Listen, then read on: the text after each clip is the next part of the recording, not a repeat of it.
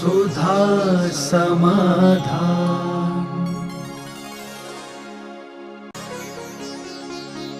नमोस्तु गुरुदेव। झूठ बोलने से पाप लगे या ना लगे, मगर सच बोलने से मुसीबतें बढ़ जाती हैं, दुश्मन बढ़ जाते हैं।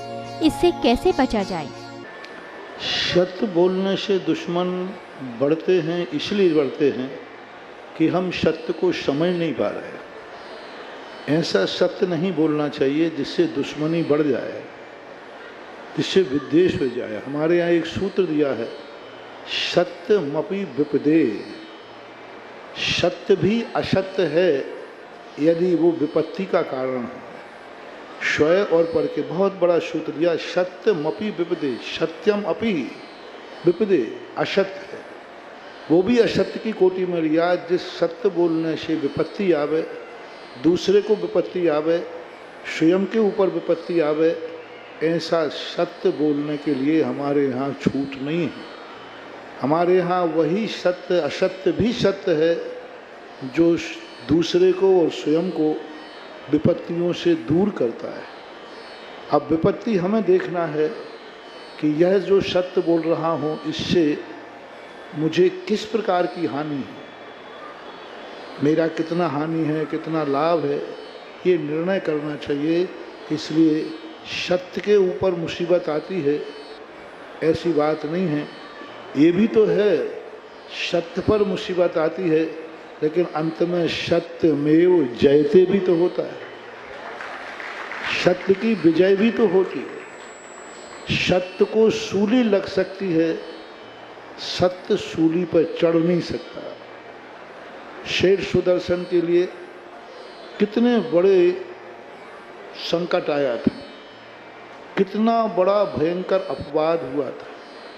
राजा ने सिद्ध कर दिया, न्यायालय ने सिद्ध कर दिया, राज की सभा में अपराधी सिद्ध हो गया और राजा ने घोषणा कर दी कि इसको फांसी की सजा ही मिलना चाहिए, क्योंकि सारे गवाह जो झूठे तैयार किए गए थे, क्योंकि अदालतें और कानून तो अंधा होता है। आपने देखा ना, कहा वो तराजू वाली महिला बनाते हैं, आँख पे पट्टी बंधी रहती है, उसका अर्थ है कि कानून को, मजिस्ट्रेट को कुछ नहीं पता है। दोनों लोग बहस करते हैं तो उसको पता चलता है कि केस क्या है। तो कानून सदा से अंधा रहता है, उसको कुछ भी पता नहीं रहता। तो राजा ने तो जैसे लोगों ने झूठे सांचे गवाह दिए, गवाह के आधार पर सेठ सुदर्शन को सूली की घोषणा हो गई और धाराओं कानून के अनुसार वो अपराधी सिद्ध हुए। लेकिन वो अपराधी नहीं थे, सत्य पर अडिग थे, तो अंत में सूली तक पहुंच गए। लेकिन जब सूली लगाने की बात आई तो सूली भी सिंहासन बन गई। सत्य सूली तक जा सकता है, लेकिन सत्यवान को सूली लगती नहीं है। तो इसलिए मुसीबत आती है, ये बात ठीक है, लेकिन मुसीबत से हम यदि दृढ़ रहें, हमारा पक्ष यदि सत्य का है, तो कहीं ना कहीं तो न्याय होगा ही होगा। मान लो सूली लग भी जाएगी, यदि सत्य का पक्ष है तो दुर्गति नहीं होगी, सद्गति ही होगी।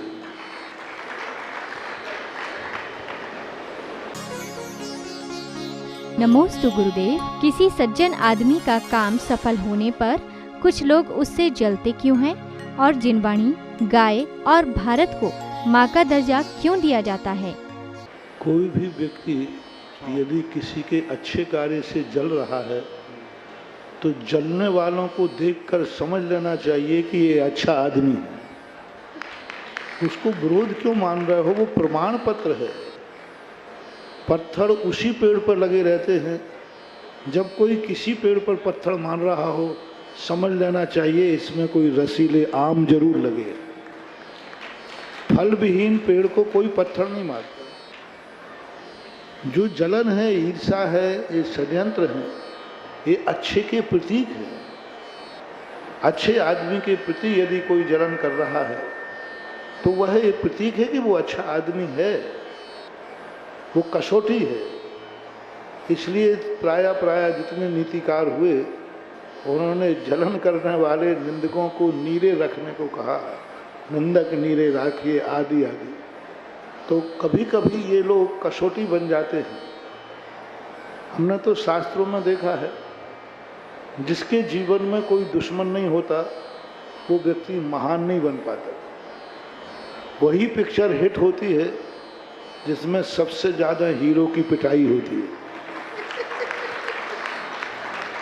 सबसे ज्यादा जितनी उसकी दुर्दशा होती है वो पिक्चर सबसे ज्यादा हिट होती है, क्योंकि वो जो विपरीत खलनायक है वो समझता है कि मैं इसका नाश कर दूंगा, नहीं, उसका खलनायकत्व तो उसको और कसौटी पे कस करके निखारता है। दूसरी बात, माँ का अनेक रूप होते हैं। प्रकृति को माँ इसलिए कहते हैं कि प्रकृति सदा दुनिया को कुछ ना कुछ देती है, पर लेने की कोई कामना नहीं करती। जिंदगी में जीने के कितने साधन हैं जो प्रकृति ने निःशुल्क दिए, व्यापार नहीं करती। प्रकृति अपनी चीज दी हुई, माँ अपनी वस्तु का कभी बेटे के साथ व्यापार नहीं करती। माँ अपना दूध बेटे को बेचती नहीं, माँ अपनी बनाई हुई रोटी उससे बेचती नहीं, व्यापार नहीं करती, देती है लेती नहीं। इसी प्रकार प्रकृति हमें कितना सब कुछ, हवाएं देती है, जल देती है, वनस्पति देती है, प्रकाश देती है, सब कुछ देती है, लेकिन उसके बदले में कुछ लेती नहीं। इतना सारा प्रकाश तुम दोगे ना तो मीटर लगा देते हो कि इतने रुपए खर्च कर लिए, और अनादिकाल से प्रकृति सूरज से प्रकाश दे रही है, आज तक उसने ये नहीं कहा तुमने कितने यूनिट जला दिए, दे रही है, अपने देना उसका काम है, प्रकाश कभी कुछ लेते ही नहीं। इसलिए प्रकृति को माँ कहते हैं कि प्रकृति अपनी शक्तियाँ दुनिया को देती है, उसके बदले में कुछ नहीं लेती है, इसलिए वह माँ कहलाती है। भारत में यही संस्कृति है। भारत ने आज तक किसी से कुछ लिया नहीं, हमेशा दिया है। और सबसे बड़ी चीज़ है, भारत देश की संस्कृति में कभी संकल्पी हिंसा नहीं, भारत ने कभी युद्ध नहीं किया, जिन्होंने युद्ध किया है उसका प्रतिकार किया है। सज्जन पुरुष कभी युद्ध नहीं करते। पांडवों ने युद्ध नहीं किया, दुर्योधन के किए हुए युद्ध का प्रतिकार किया। रामचंद्र जी ने युद्ध नहीं किया, रावण के किए हुई दुष्टता का प्रतिकार किया। भारत में इतने युद्ध हुए, भारत ने कभी युद्ध की घोषणा नहीं की, लेकिन जब कोई युद्ध लड़ने आया तो उसके दांत खट्टे जरूर किए। ये जो लक्षण होते हैं ये अपने आप में, और भी कई लक्षण हैं। समय समय पर मैंने कई बार भारत के मातृत्व को प्रवचनों के माध्यम से कहा। नमोस्तु गुरुदेव। हम बालिकाएं श्रमण संस्कृति संस्थान की आखिरी और चौथे वर्ष की छात्राएं हैं। हम ऐसा क्या करें जिससे हम आगे भी इस संस्थान से जुड़े रहें? कोई मार्ग बताइए। देखो, दो मार्ग होते हैं। एक मार्ग वह होता है जो संसार से निवृत्ति मार्ग होता है। जिन निमित्तों से व्यक्ति संसार में उलझता जाता है, एक समस्या के बाद दूसरी समस्या आएगी, एक जीवन के साथ दूसरे जीवन की भी समस्या आएगी, तो व्यक्ति को निवृत्ति मार्ग अपनाना चाहिए। और यदि निवृत्ति मार्ग पर चलने की स्वयं समर्थ नहीं है, क्योंकि निवृत्ति मार्ग उपादान परक होता है, शक्ति के रूप में प्रकट होता है, सभी लोग उस मार्ग को नहीं अपना पाते।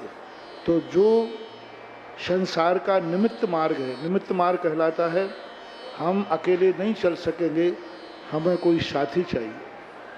हम साथी के साथ नहीं चल सकेंगे, हमें परिवार चाहिए। हम परिवार के साथ ही नहीं चल सकेंगे, हमें धन दौलत चाहिए। हम धन दौलत से ही नहीं चल सकेंगे, हमें शान सम्मान इज्जत चाहिए। हम इज्जत के साथ ही नहीं चल सकेंगे, हम अपने भविष्य में भी अच्छी गति को प्राप्त हों। ये इतने सारे जब परिणाम आते हैं तो उस व्यक्ति को अपना एक सदग्रस्त का रूप जो दिया गया है उस आचरण को अपना लेना चाहिए। और वहाँ पर अपने आचार और विचार जो संस्थान में आपको मिले हैं, संस्थान में जो पढ़ाया जाता है ये तो स्कूल है, इसका प्रैक्टिकल तो इसके निकलने के बाद, जैसे कोई भी डॉक्टर पीएमटी करता है तो वो तो वहाँ पढ़ाई करता है, प्रैक्टिकल तो मेडिकल से निकलने के बाद होता है।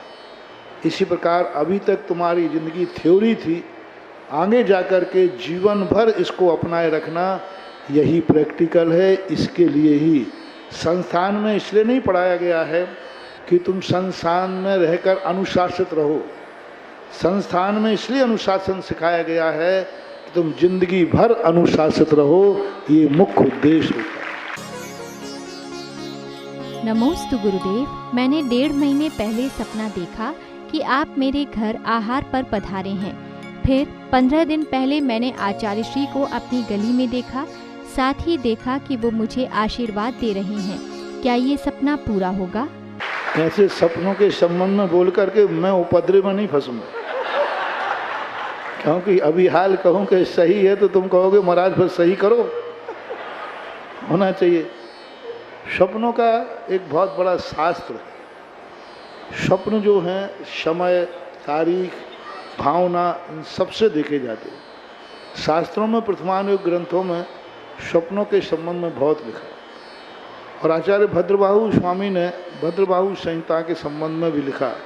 लेकिन उन्होंने बहुत सारे नियम बनाए, किस तारीख में, कितने बजे, किस पुरुष को किस रूप में स्वप्न आते हैं, उनके एक अलग अलग विषय दिए।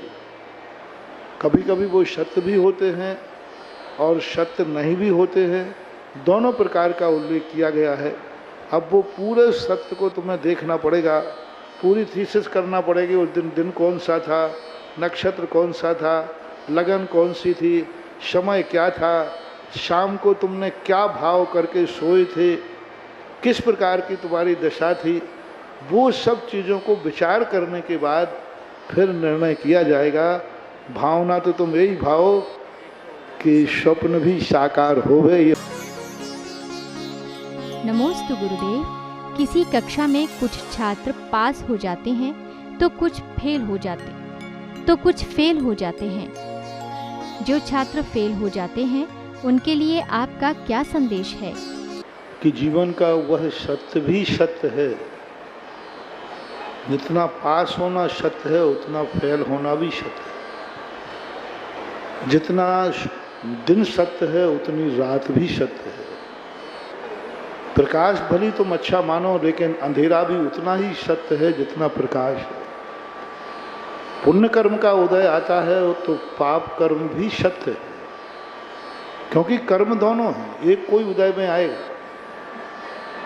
इसको हमेशा स्वीकार करके चलना चाहिए, और ये बात मानना चाहिए कि हम पास होने का प्रयास कर रहे हैं, लेकिन फेल होने पर हम हताश नहीं होंगे। पुरुषार्थ करने से चूकना नहीं, पुरुषार्थ करने के बाद पछताना नहीं, क्योंकि वो जो हमारा अनुत्तीर्ण हुए हैं व्यक्ति, उसमें कहीं ना कहीं दो चीज़ें थी।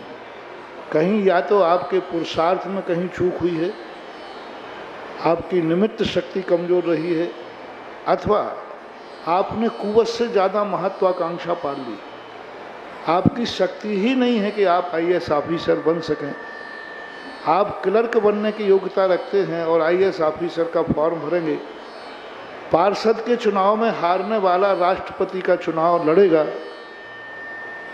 तो फिर वो कहे महाराज जी हारने वालों के लिए आपका क्या आशीर्वाद है। तो मैं यही पूछूंगा, भाई पहले बताओ, बोले पार्षद का चुनाव तो मैं पहले हार चुका हूँ, तो फिर आगे अब विधायक के चुनाव में हारोगे जीतोगे। तो ये प्रसंग कई बार आते हैं। हमारी महत्वाकांक्षाएं हम विचार नहीं कर पाते। हमारे यहाँ किसी भी कार्य सफलता के लिए द्रव्य, क्षेत्र, काल, भव और भाव, ये 5 आइटम चाहिए। पांचों आइटम जब एक साथ मिल जाते हैं, एक साथ, अलंग शक्तिर भवितव्यतेयम हेतु द्वया विष्कृत कार्य लिंदा। पूज्यवर समंत्रभद्र महाराज ने क्या कहा? हेतु द्वया विष्कृत कार्य लिंदा। कार्य होने की पहचान है कि 2 हेतु, एक बाह्य और एक अभ्यंतर। 2 हेतु जब बराबर पॉइंट पे जाके मिल जाते हैं तब अलंग शक्ति, फिर कोई भी व्यक्ति है नहीं है जो उसको पास होने से रोक सके। इसलिए हमारे दो हेतुओं में कोई एक हेतु कमजोर रहा है तभी व्यक्ति फैल होता है। इसलिए फैल का गम न मनाएं, ये कहें कि कोई ना कोई हमारा बाह्य या अभ्यंतर दोनों हेतुओं में कोई कमजोरी रही है, उस कमजोरी को दूर करने का प्रयास करें। अगली तैयारी फिर से करें। वो गाना याद रखें, कोशिश करने वालों की कभी चींटी दाना लेकर 100 बार दीवानों पर चढ़ती है, फिसल कर गिरती है, गिरकर फिर चढ़ती है, आखिर उसकी मेहनत बेकार नहीं होती। नमोस्तु गुरुदेव। मैं अपना घर छोड़कर 2 दिन पहले ही सुधा सागर छात्रावास में रहने आई हूँ। मुझे अपने जीवन में छात्रावास में रहने के लिए परिवर्तन लाने होंगे। आपने भी साधु बनने के लिए अपना घर छोड़ा। मैं आपके जीवन से कैसे प्रेरणा लूं? आपके लिए और आपके परिवार को कुछ ऐसा लगा कि संस्थान में वो कुछ है जो घर में नहीं, संस्थान में वो कुछ है जो दुनिया के छात्रावासों में नहीं, संस्थान में वो सब कुछ है जो दुनिया में कहीं नहीं मिलेगा। इससे सिद्ध है कुछ ना कुछ अच्छाइयाँ आपके परिवार में आई हैं, तभी आपने संस्थान को चुना है। और अच्छाई को पाने के लिए और बुराई को छोड़ने के लिए परिवर्तन नहीं करना चाहिए, अवभाग्य मान के स्वीकार करना चाहिए। ये परिवर्तन नहीं कहलाता। परिवर्तन का अर्थ है अच्छे दिन से बुरे दिन आना। अच्छे दिन से बुरे दिन आना ये परिवर्तन है, और बुरे दिन से अच्छे आना परिवर्तन नहीं, ये विकास है। ये विकास का क्रम है कि हम बुराई से एक अच्छाई की तरफ बढ़ते हैं तो हम विकसित हो रहे हैं, हम आगे बढ़ रहे हैं। और अच्छाई से बुराई की तरफ आते हैं तो हम विकसित नहीं हो रहे हैं, हम परिवर्तित हो रहे हैं।